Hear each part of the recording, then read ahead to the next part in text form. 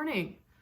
Today I'd like to talk about advanced directives, or the durable power of attorney for healthcare, which is absolutely positively the first piece of paperwork that you need to complete when you're trying to get all of your end-of-life ducks in a row. I live in Washington State, so this is pretty specific to Washington State, although every state has some kind of advanced directive for healthcare and durable power of attorney. They're called different things. So I suggest, if you're watching this from another state, that you just Google advanced directive and the name of your state, and it will probably bring you to a site. You shouldn't have to pay for it. It should be somewhere on there for free. Most states, you will find that to be true. I can't guarantee all of them. I'm dealing with Washington right now. So why is it important to have a durable power of attorney? First of all, there are two separate forms that we're going to talk about. Really quickly, I'm going to talk about one of those is about your finances. That's a durable power of attorney for finance. And that gives someone access to your bank accounts. It allows someone to pay your bills should you become unable to make those decisions or take care of those things yourself. That agent handles your money, and that is completely different than a durable power of attorney for healthcare. A durable power of attorney for healthcare, or in Washington State, it's called an advanced directive for healthcare, first and foremost names the agent, the person who is going to be responsible to make those decisions. Now, if you don't have this document in place, it follows a legal progression from a spouse. If you don't have a spouse, then it goes to, let me double check that, because that's not something I think about all the time. It goes to your children if they're over 18 years of age, then to your parents, and then to your siblings if you have nothing in place. Your agent doesn't have to be any of those people. The person that you want to be your agent for making decisions about your health care has to be a person that you, first of all, deeply trust, and second of all, know will follow your wishes. And I can be quite frank with you when I say I would never, I have a beloved son that I would never make my agent for healthcare, because he would keep me as a coffee table before he would pull the plug. And that would not be my wishes. So it's quite important that the person that you choose does not have to be an attorney, does not have to be a relative. It can be just someone you trust to do this for you, because it's most important that this person will follow your wishes. And then the rest of the advanced directive is laying those wishes out. And we're talking about, should you become unable to make verbal decisions for yourself. So if you are so sick that you cannot respond and make decisions about your health care, you need a person who can do that. You name that agent, and then you can tell that person very specifically and in writing in your advanced directive exactly what you expect. Now, we're talking about, you're in a bad way. You're in the hospital. You're unconscious. You're non-responsive. You're not able to make these decisions. So you can put down a lot of things that you would not be willing to do. Now, this varies very greatly depending upon your age and your overall health. And it's a hugely personal decision that you don't want to make under duress while you're stressed out and freaked out about anything, like now. But you also don't want to leave your loved ones making those decisions under duress, under the duress of, you got to make a decision right now, and you don't have any time to think about it. You need to make that decision. So if you make your advanced directive, you have the blessing of time to think about what you would actually want should it come to that kind of situation. For example, there's a lot of talk right now with COVID-19 about ventilators. Ventilators are highly invasive. It's a procedure that's usually, it was originally designed to keep people breathing if we had to stop their breathing in surgery.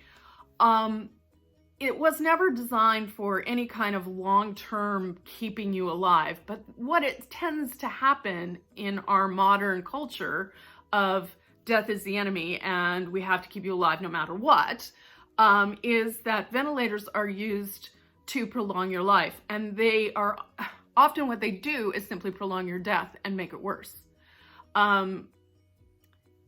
It can be, it's a huge decision. It's a huge decision. And it's a very different decision for a 30-year-old to make or a 40-year-old to make than it is for a 60-year-old to make or an 80-year-old to make.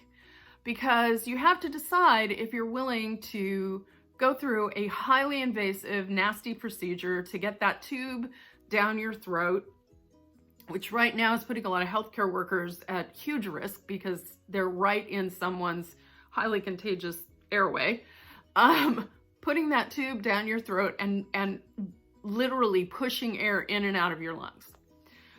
So ventilators are one of the things that we talk about in advance directive. And another thing that you need to think about is what we call do not resuscitate orders. CPR is not what it looks like on TV.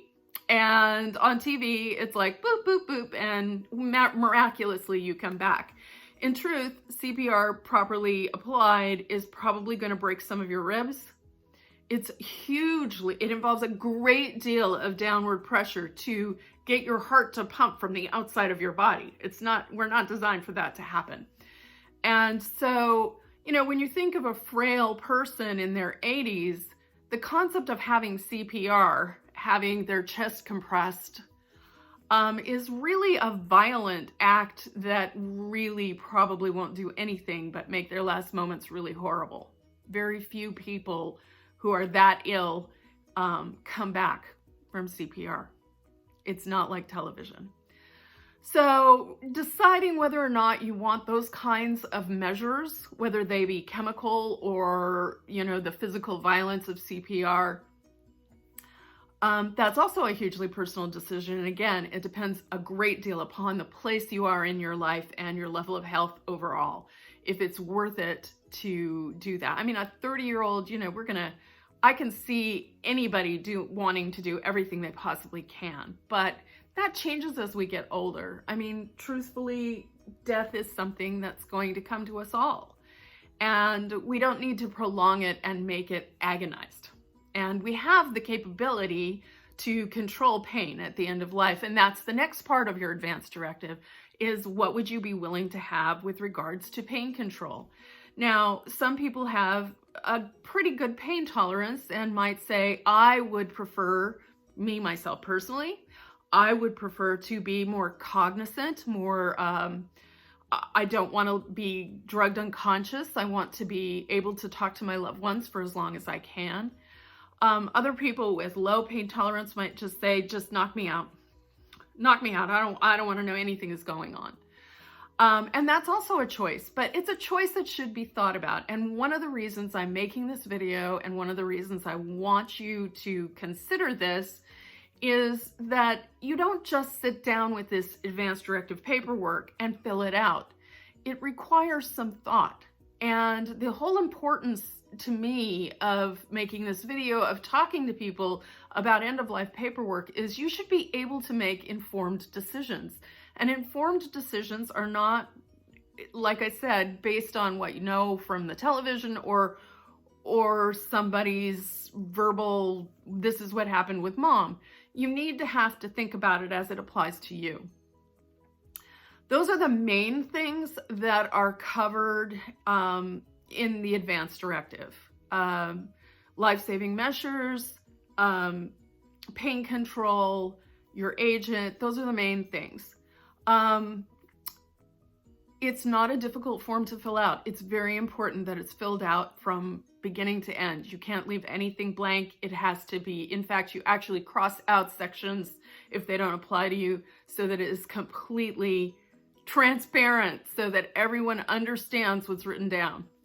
Then it has to be notarized. And in our time of COVID-19, that requires setting up an appointment because you're going to have 2 witnesses and a notary, and you're all going to have to be on something like Zoom or FaceTime or something so that everyone sees what's going on and the notary can put the stamp on the signatures.